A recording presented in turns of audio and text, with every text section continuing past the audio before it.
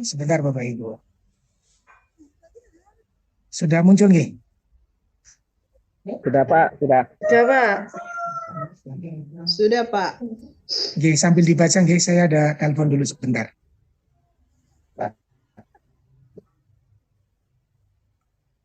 Halo. Halo. Waalaikumsalam.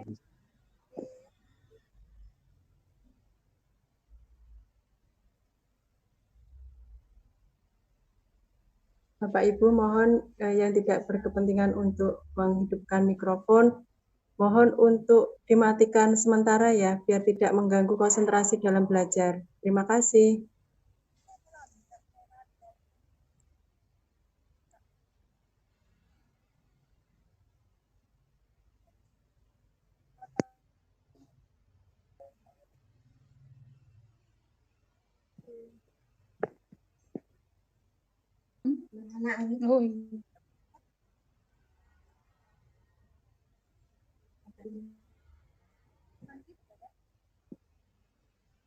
Ya, baik. Bapak Ibu, kita baik.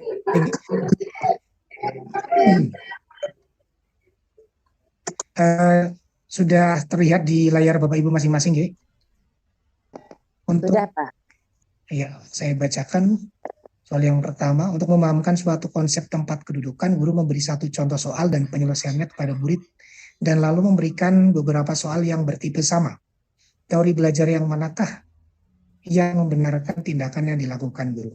Kira-kira yang mana Bapak Ibu? Pak. Di grup sudah saya sampaikan. Iya, di grup sudah saya sampaikan. Kemarin ada yang tanya ini, saya sengaja tampilkan lagi untuk menguatkan pemahaman Bapak Ibu. Betul, jawabannya adalah yang E ya Bapak Ibu ya. Teori belajar dengan mengulang-ulang. Karena ini maksudnya memberikan beberapa soal yang bertipe sama, diulangi lagi. Diberi contoh soal, kemudian diulangi lagi. Kayak gitu. Teori belajar dengan mengulang oleh Thorndike. Kalau kita analogikan atau logika jawaban yang lain, ya, option yang lain, misal A ini, teori belajar matematika dari Harrell, bahwa belajar dimulai dari masalah, itu juga kurang tepat, gitu. Ilustrasinya kurang tepat, walaupun itu memang ada teori seperti ini. Kemudian teori belajar Vygotsky juga yang bahwa belajar hal baru harus dimulai dari yang dikenali siswa, itu juga kurang tepat menurut saya. Kemudian belajar harus sesuai tahap berpikirnya, itu kasusnya lain juga, sudah pernah saya sampaikan ini yang C ini. Sebelumnya ada soal yang bertipe seperti ini. Bapak Ibu bisa lihat kembali soal-soal yang sudah pernah saya share. Terus siswa yang banyak praktek seperti disampaikan dalam teori belajar Indonesia, banyak praktek itu untuk olahraga biasanya, harus praktek langsung, kinestetik istilahnya. Nah, karena ilustrasinya seperti ini bunyinya, permasalahannya itu adalah teori belajar dengan mengulang oleh Thorndike. Thorndike itu mengenal namanya law of exercise. Law of exercise. Tahu dia sekolah. Exercise itu maksudnya atau teori tentang latihan, ya, latihan yang diulang-ulang. Dengan cara tadi latihan-latihan soal dengan bertipe sama. Itu, silakan Bapak Ibu bisa baca kembali ya teori Thorndike. Baik, itu jawabannya Bapak Ibu ya. Sudah saya jelaskan juga di grup WA kalau nggak salah. Ada pertanyaan atau tidak? Kalau tidak saya lanjutkan. Kalau Vygotsky apa Pak? Vygotsky ya, Vygotsky itu seperti yang buat itu Bu. Yang konstruktivisme. Vygotsky. Jadi kalau Thorndike itu yang behavior ya. Thorndike yang ini. Yang contoh soal ini adalah behavior. Sedangkan Vygotsky itu lebih ke tugas-tugas yang belum dipelajari ya. Seperti apa ya, istilahnya ada didaktis gitu. Lebih ke arah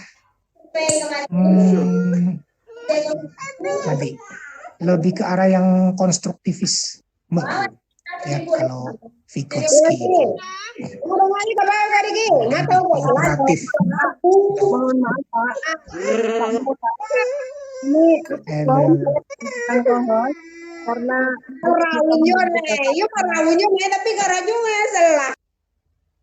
kohosnya Pak. oh ya, maaf nanti sebentar lagi.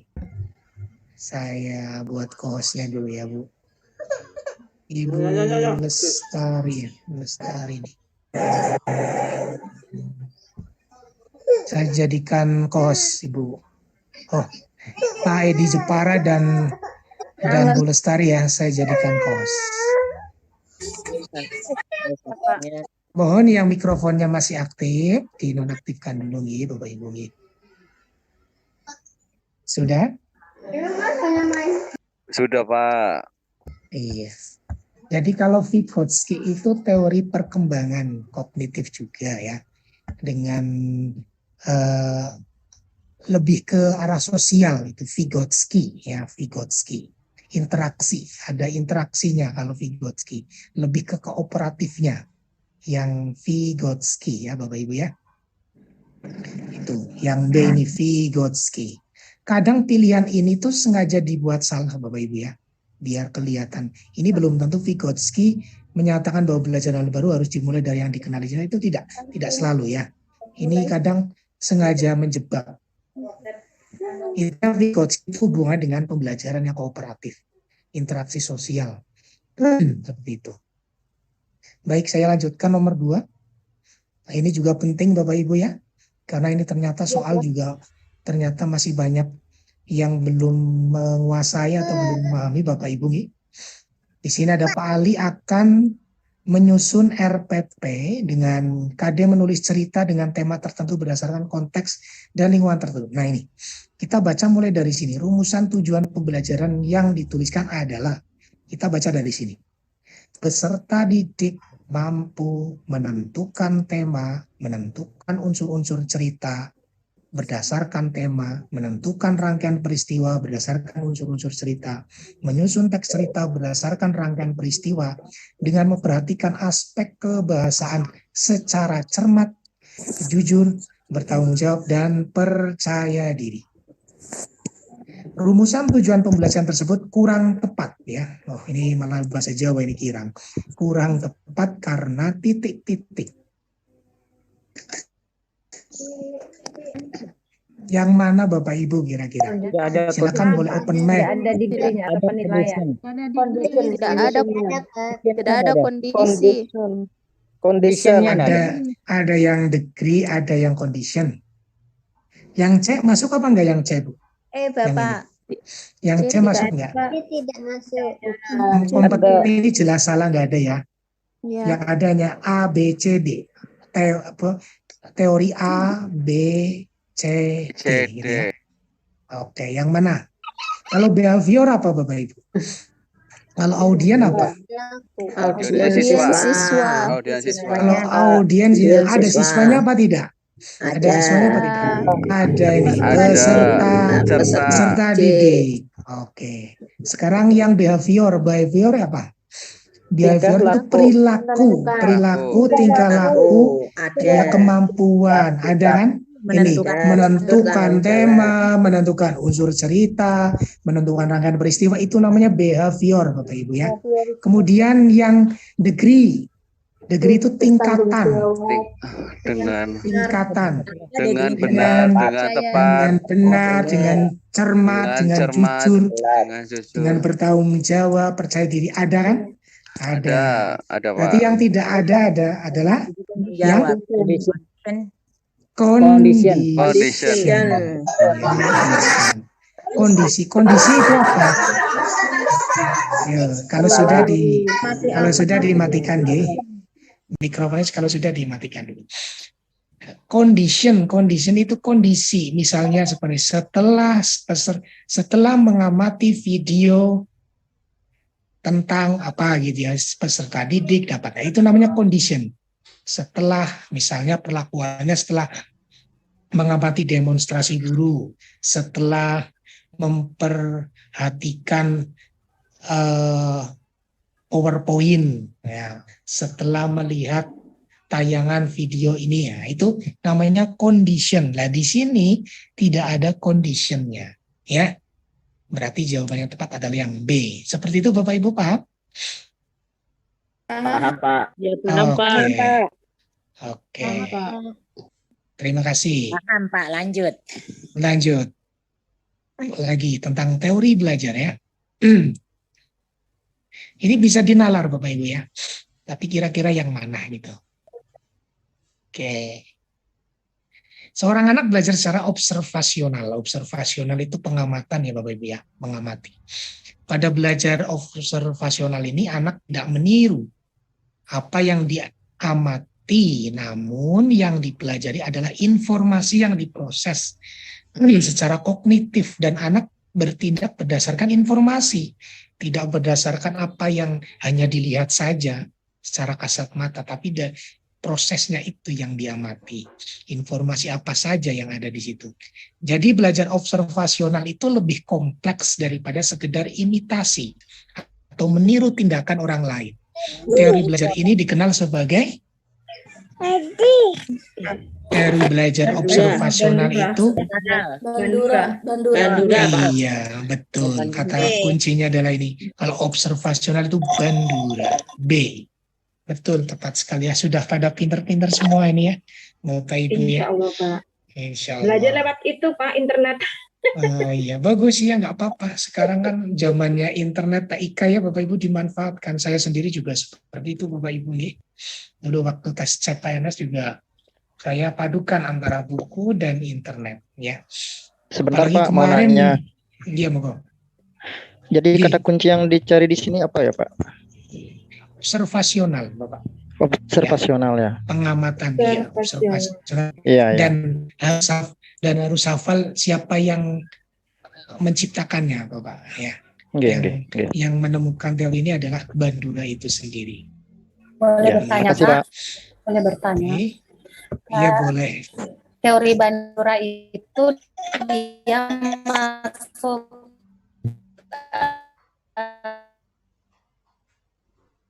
Kan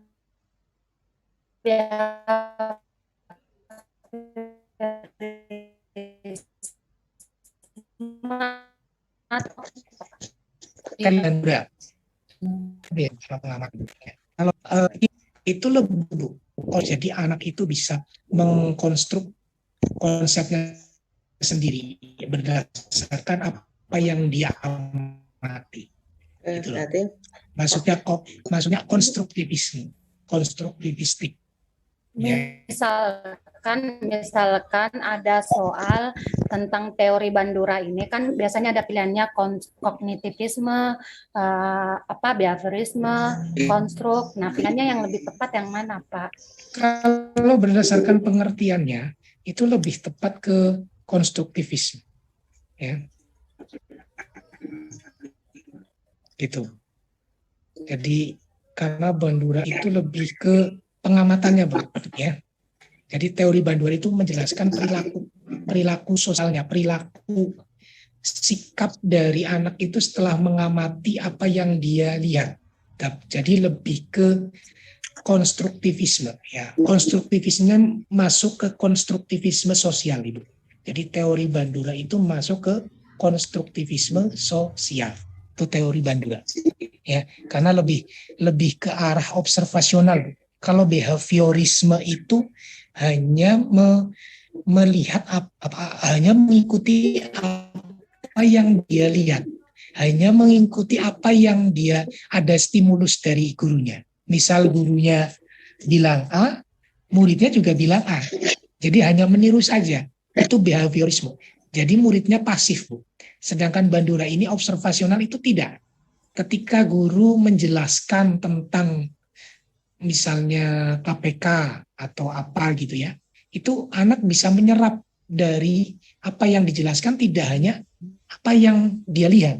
Dia bisa menganalisa, bisa memberikan komentar, mencari informasi lebih dari apa yang dia lihat. Itu namanya teori observasional, dan itu masuk dalam konstruktivisme. Konstruktivismenya itu masuknya ke konstruktivisme sosial. Gitu. Begitu. Kalau dolar and Miller, Pak, Miller and dolar Hmm. itu apa, Pak? Oh, kalau ini saya kurang familiar ini Bapak Ibu, terus terang ini ya. Kalau Miller and Dollar, yang jelas itu bukan observasional gitu ya. Nanti kita bersama-sama cari. Coba di googling aja Bu ya. Dolar Saya tuh juga uang. belum kurang ya. Ya, itu Gimana? psikologi. Itu memang kalau teori belajar itu harus membaca Bapak Ibu ya. Kadang yang saya hafalkan itu kadang yang sering keluar saja di jangan ditiru ya. Familiar Jangan aja, ditiru Pak. seperti itu. Benar. Iya. Tapi ini sering didengar.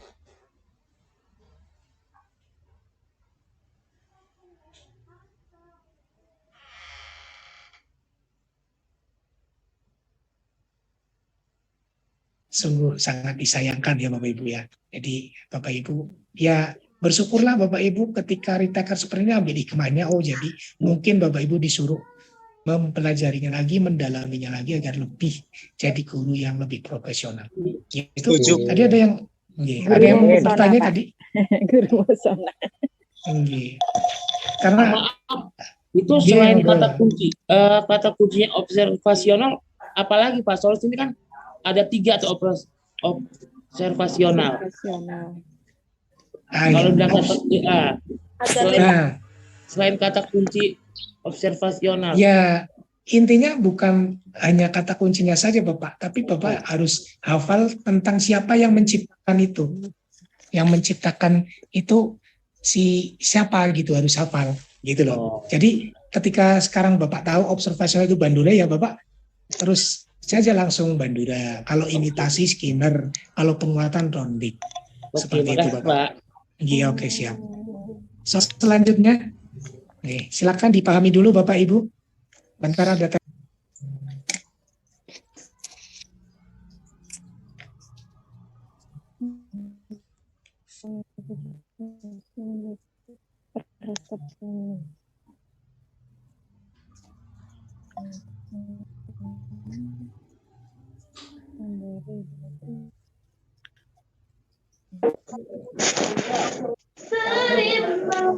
sebuah keputusan.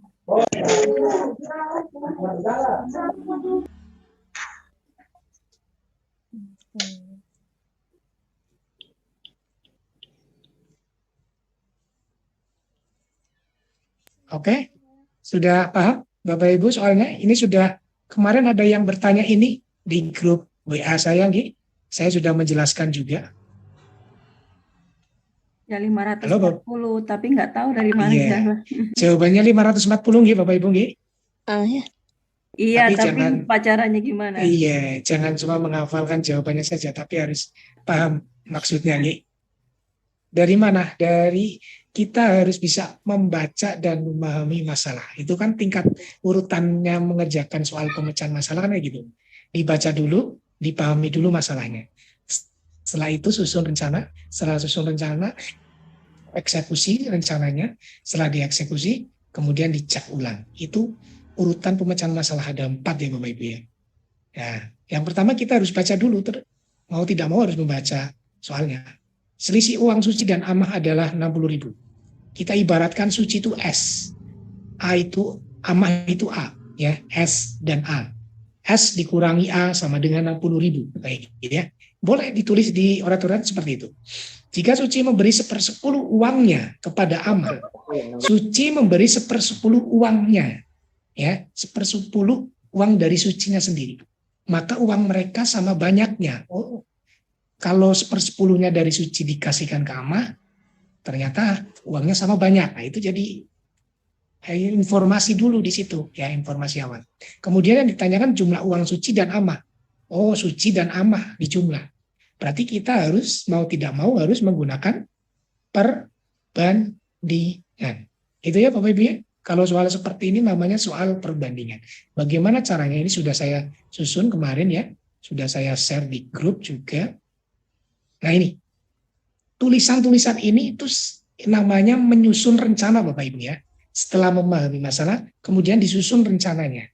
Ini seperti ini tuh menyusun menyusun rencana. S banding A, Suci banding amal. S, ya, ada informasi juga ini, Suci memberi 1/10. Oh, berarti Suci dikurangi 1/10-nya Suci sendiri, sama dengan 9/10. Sekarang uang Suci tinggal segini. Ya. Kemudian uang Amah itu sama dengan uang Suci yang sekarang 9/10. Sama dengan Amah ditambah 1/10S. Tadi dikasih oleh Suci. Kemudian dari persamaan ini, kemudian kita ubah, kita olah. Ya, ini kan pelajaran SMP, dasar matematika dasar SMP. Kemudian ruas kanan pindah ke ruas kiri yang sama-sama variabelnya S. Ya, 9/10S dikurangi 1/10S sama dengan Amah, A. Jadi sama dengan 8/10S sama dengan A. Nah, ini dari kalimat ini, kalimat matematika ini kita ubah lagi. Oh, ternyata 8/10S sama dengan A itu sama dengan 8 kali S sama dengan A kali 10. Diperolehlah perbandingan S banding A sama dengan 10 banding 8. Kenapa, Pak? Kan ini S-nya 8, ini A-nya 10, iya. Tapi kan dibalik, Bapak Ibu ya, harus dibalik. S-nya 10, A-nya 8. Sudah, kalau sudah dapat perbandingan ini, itu mau mengerjakan soal perbandingan apapun gampang sekali Bapak Ibu. Intinya Bapak Ibu harus bisa mencari nilai perbandingan itu ya. 10 banding 8 ini. Nah, kemudian kita kembali ke soal tadi. S dikurangi A. Kenapa ini dikurangi? Karena mintanya selisih. Ya, informasinya selisih. Selisih 10 kurangi 8 sama dengan 2. Itu tadi sama dengan sebanding 60.000. 2 sebanding 60.000. Sedangkan yang ditanyakan adalah jumlah uang Suci dan Amah. 10 ditambah 8. 10 ditambah 8 ini dari perbandingannya ya, sama dengan 18. Karena sudah tahu 2 sama 18, kita bandingkan. Karena yang ditanyakan adalah jumlah, berarti jumlah itu dijadikan pembilang di atas. Kita taruh di atas ini Bapak Ibu. 18/2. 2 itu dari mana? Dari selisih tadi perbandingan. Kenapa kok pakai 2? Kenapa pakai selisih, Pak? Karena yang diketahui selisih. Seperti itu ya. 19/2 kali 60.000. Kemudian kita hitung, diperolehlah bilangan 540.000 rupiah, Bapak Ibu. Seperti itu, Bapak Ibu. Ya. Itu memang matematika seperti itu. Mudah? Atau mubeng? Mudah apa mubah apa mudeng? Mudeng apa mubeng? Mubeng ya. Mubeng Pak. Itu yang A plus 1/10S itu dari mana ya? Dari soal Bapak Ibu. Menganalisis soal. Ya. Jadi dari soal bahasa Indonesia dijadikan soal matematika. Nah, pertanyaan yang bagus. Tadi kan saya sudah bilang 1/10-nya uangnya Suci kalau diberikan kepada Amah itu sama banyaknya. Itu kan catatannya itu kan. Nah, sekarang kita cari uangnya Suci yang sekarang berapa? Ya udah, Suci dikurangi 1/10-nya sendiri. Oh, jadi uang Suci sekarang 9/10S. Nah, tadi sudah dikatakan ketika Suci memberi 1/10 uangnya kepada Amah, maka uang mereka sama banyaknya. Oh, berarti 9/10S ini itu sama dengan Amah kalau ditambah 1/10-nya Suci tadi. Ya gitu loh. 9/10S sama dengan Amah ditambah 1/10S. Gitu Ibu. Gitu. Jadi kenapa kok ada kalimat seperti ini? Bilangan seperti ini dari mana? Dari soal, Bu. Ya. Jadi itulah biar ini namanya kemampuan pemecahan masalah, Bapak Ibu. Seperti tadi yang saya sampaikan tadi di awal. Pahami, baca soalnya, pahami atau baca soalnya. Kemudian susun rencana. Setelah susun rencana, yang ketiga eksekusi rencana ini. Ini saya sudah mengeksekusi, Bapak Ibu. Ini sudah menyusun rencana, kemudian dieksekusi. Ya. Kalau sudah dapat istilah mengecek benar apa enggak sih? Sebetulnya kalau ngecek hanya ngecek saja lah, ngecek kebenaran saja. Biar tidak lama ya, ya 540 ketemu. Oke, jawabannya itu. Bentar itu Pak, yang kalau, angka 9 itu diperoleh dari mana Pak angka 9 itu? angka 9 ini? Ya. Oke. 1 dikurangi 1/10. 1 itu 10/10. Dikurangi 1/10 sama dengan 9/10. Gitu ya, Bu? Nggak apa-apa. Ya, Itu biar lebih tahu. makasih. Jelas ya, Bu? Oke, siap. Oke, cukup sekian matematika ya, Bapak Ibu. Biar nggak terlalu lama. Nanti mau pada pusing ini. Kita lanjutkan ya, soal berikutnya. Atau ada yang mau ditanyakan lagi? Pak, ini yang 18/2 itu kan S suci ditambah amat. Jadi 18/2. Ya, gimana, Bu? Itu gimana, Pak? Kok jadi pecahan seperti itu? Perbandingan, Ibu. Perbandingan. Saya tulis awal dulu ya. S ditambah A dibanding. Pecahan itu perbandingan ya, Bu. Pecahan itu perbandingan. Banding. Dibanding S kurangi A itu sama dengan X dibanding 60.000. Gitu ya. S plus A berapa, Ibu? S plus A tadi 18 ya. Berarti 18 per S banding A. S kurang A berapa, Bu? S dikurangi sama 2. Sama dengan X. X itu apa? X itu yang dicari maksudnya, Ibu ya. X per 60.000. Jadi kalau untuk mencari X bagaimana, Ibu? Kan perkalian silang ya. 2 dikali X sama dengan 60.000 kali 18 ya. Berarti X sama dengan 18 kali 60.000 per 2. Sama saja 18/2 kali 60.000. Atau lebih singkatnya gini, ini kan X. Ini pembagian, pindah ruas jadi perkalian. Ya, 60.000 dikali 18/2 sama dengan X. Seperti itu ya Bapak Ibu. Jadi yang namanya matematika ruas kanan, ruas kiri itu sama. Namanya komutatif kalau perkalian. Ya, kecuali kalau pindah ruas. Ruas kanan pindah ruas ke kiri. Perkalian jadi pembagian. Penjumlahan jadi pengurangan. Begitu juga sebaliknya. Walaupun sebetulnya kita mengajarkan seperti itu salah sebetulnya. Tapi nggak apa-apa karena memang sudah cara mengajarnya kita memang ya yang enak seperti itu. Pindah ruas ganti. Iya, pindah ruas ganti operasi kayak gitu. Sebetulnya tidak boleh seperti itu. Kalau saya pernah diajarkan sama dosen saya, sama guru saya itu tidak boleh sebetulnya. Tapi ya mau gimana lagi ya. Karena saya juga menjelaskan ke Bapak Ibu ya sah-sah saja gitu. Kalau ke anak sebetulnya tidak boleh ya. Sebetulnya harus diberi tambah. Misalnya seperti ini. 3 ditambah 2 sama dengan apa yang mana ya? Yang sama dengan X berapa gitu ya. Nah itu nanti X ditambah 3 atau apa itu nanti harus ditambahkan atau dikurangi seperti itu. Nah ini ya. Nanti terlalu panjang lebar. Soal yang lain tidak tercukupi ya. Gitu Bapak Ibu. Ada silakan Raisa, Pak Murdiansa. Oke Pak, lanjut. Matematika harus banyak berlatih nanti itu. Oke, betul. Lanjut Bapak. Baik, saya lanjutkan. Biar ini banyak. Ya, oke. Sekarang ini, yuk kita diskusi yang ini ya. Ini tidak ngitung ya Bapak Ibu ya, walaupun ada tulisannya angka tapi tidak ngitung.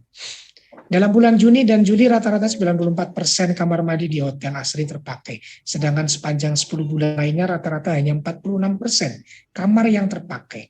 Grafik manakah yang paling tepat untuk mendeskripsikan kondisi tersebut?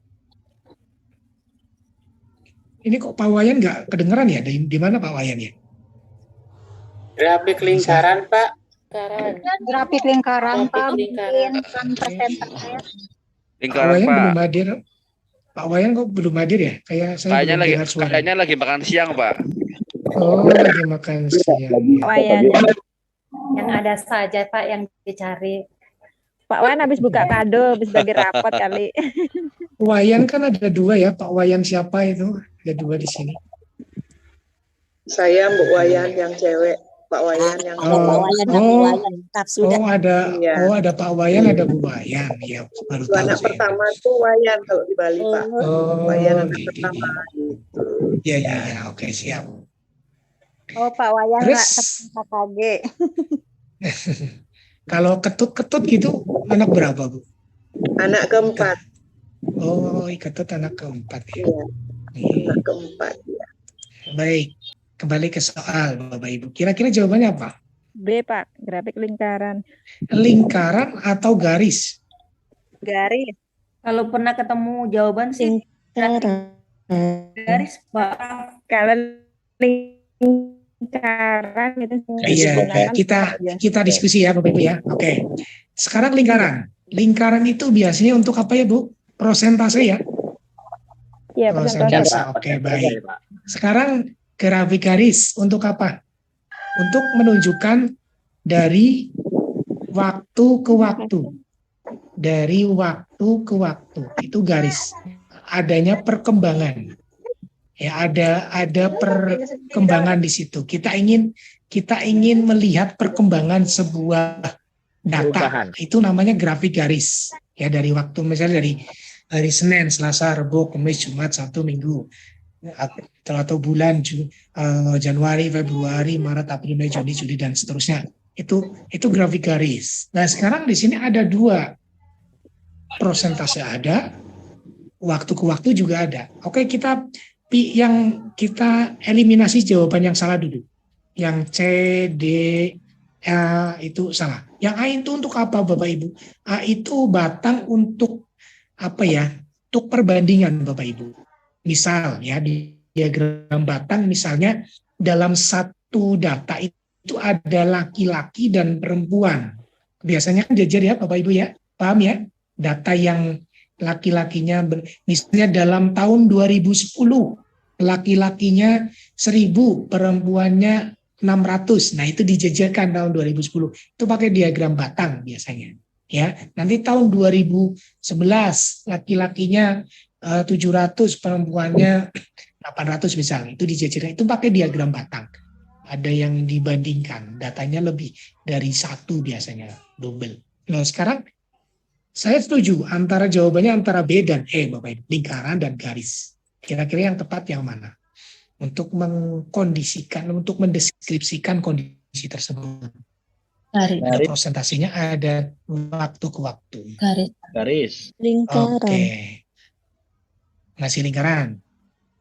Lingkaran coba disampaikan yang lain. Garis. Sedangkan 10 bulan lainnya ada. Gimana kira-kira? Garis apa lingkaran Bapak Ibu? Garis. Grafik Lingkaran. garis. Lingkaran. Lingkaran, Pak. Garis, Pak. Iya. Kalau grafik lingkaran itu tidak bisa menunjukkan perbedaan waktu, Pak. Iya, betul sekali. Saya tunggu jawabannya itu. Berarti yang tepat adalah garis ya Bapak Ibu ya. Lebih ke garis. Kalau lingkaran itu biasanya Ibu, itu untuk hobi ya Bapak Ibu ya. Misalnya di kelas atau atau pekerjaan ya. Pekerjaan orang tua. Pekerjaan orang tua siswa. Misalnya polisi berapa persen. Nah, itu lingkaran Bapak Ibu. Nah, karena ini ada dari waktu ke waktu itu lebih condong ke grafik garis. Sementara jawabannya dari saya seperti itu ya Bapak Ibu. Dan banyak yang memilih jawaban garis juga. Mudah-mudahan jawaban ini betul. Begitu Bapak Ibu?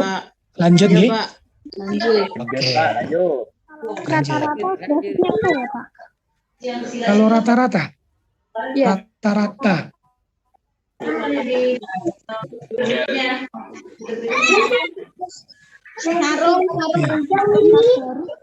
Sepuluh bulan lainnya rata-rata hanya 46%. Mari kita diskusikan kembali. Ini pertanyaan yang bagus ini. Yang nyum sih. Kalau rata-rata sih memang saya susah jawabnya ya. Intinya gini, kalau diagram itu kan sebetulnya menyajikan sebuah data yang banyak gitu ya.